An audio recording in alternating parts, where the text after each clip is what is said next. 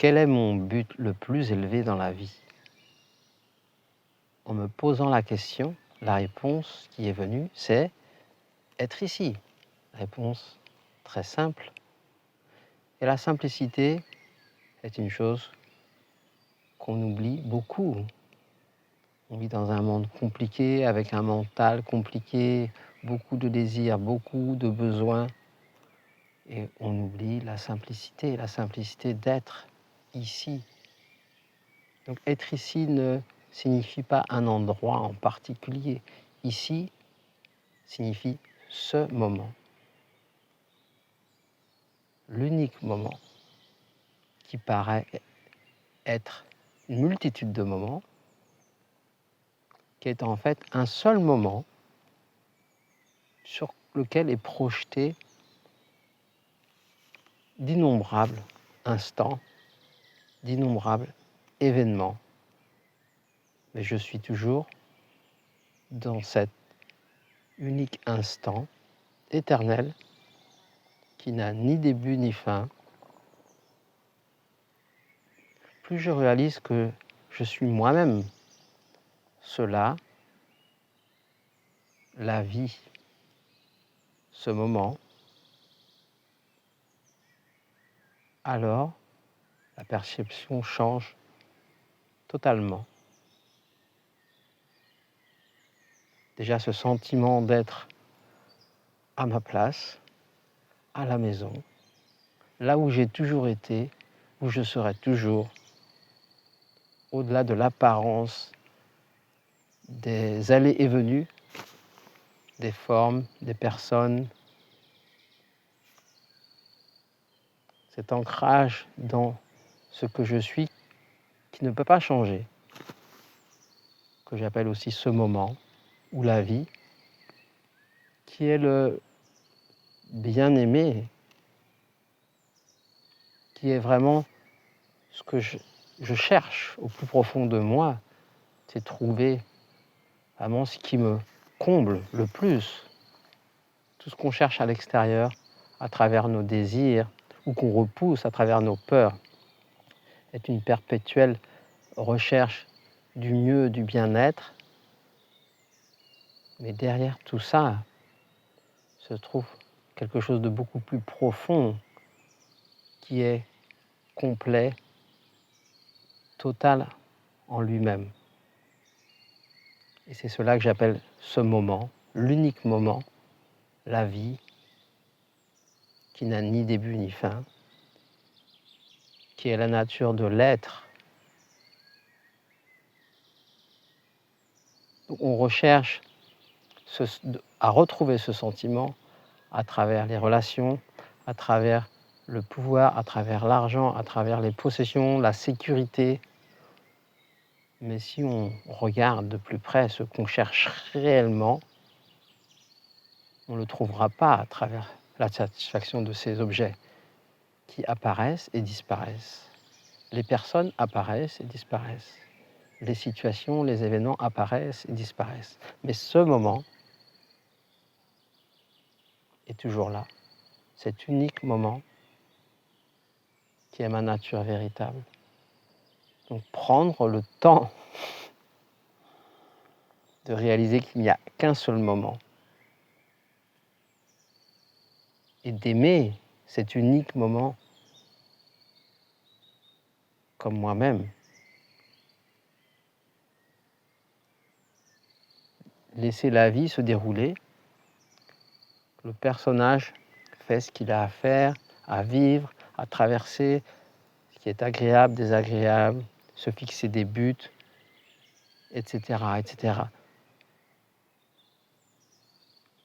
Mais le but le plus élevé et qui dépasse tous les autres, à mon sens, c'est d'être ici et de réaliser qu'il n'y a qu'un seul moment.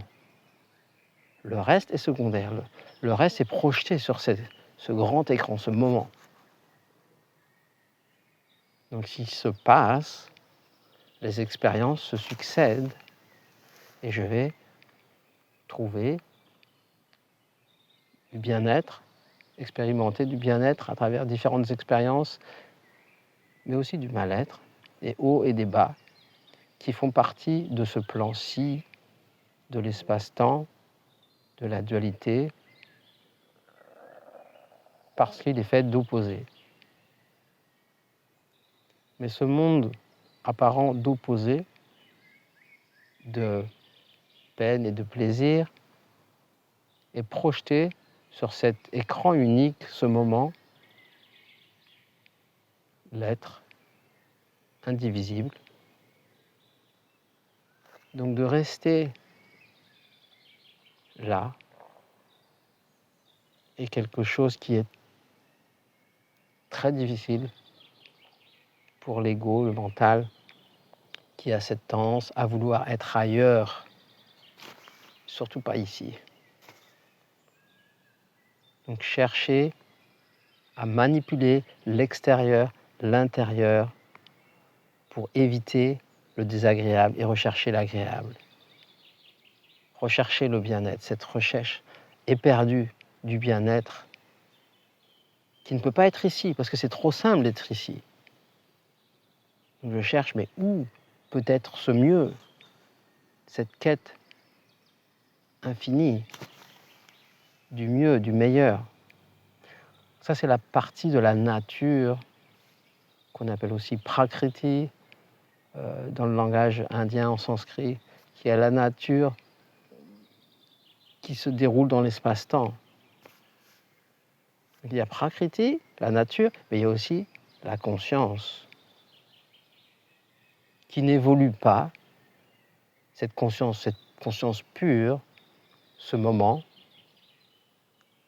l'être, qui est juste cet écran sur quoi tout est projeté, les hauts et les bas vont et viennent.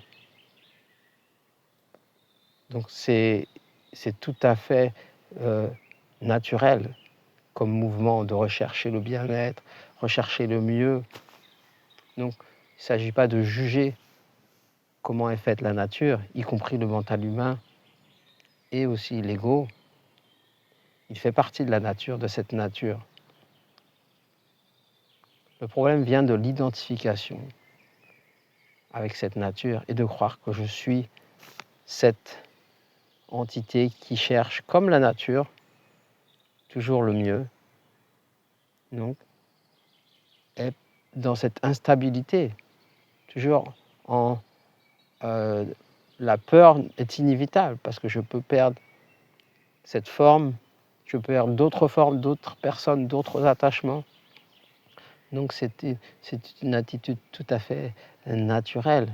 Mais seulement l'identification avec cela crée le problème et la peur de la mort, la peur de la vieillesse, la peur de perdre, etc., etc., etc. Quand je réalise que je suis ce moment, cette conscience, ce silence qui est là, en permanence, qui n'est pas affecté par cette évolution, ces hauts et ces bas, ces changements, alors il y a cette acceptation inconditionnelle qui n'est pas personnelle. Une personne ne peut pas accepter puisqu'elle est séparée.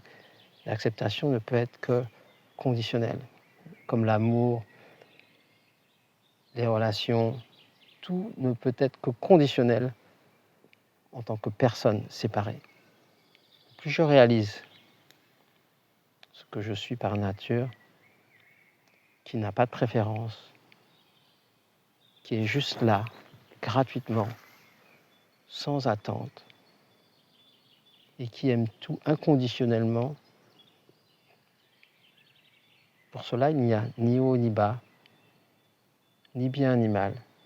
C'est seulement quand la conscience passe à travers le prisme du mental qui divise en haut et bas, bien et mal, qu'on perçoit la vie de cette façon. Donc le retour à soi, le retour à cette conscience d'être, de ce moment unique que je suis par nature, c'est l'invitation aujourd'hui c'est quelque chose qui se fait aussi naturellement. Donc pour cela, il n'y a rien à faire, surtout pour être ici. C'est cesser de fuir l'inconfort ou le confort et d'être juste avec ce qui est. Merci d'écouter. Si vous avez aimé la vidéo, vous pouvez liker, vous abonner et je vous retrouve très bientôt. Merci.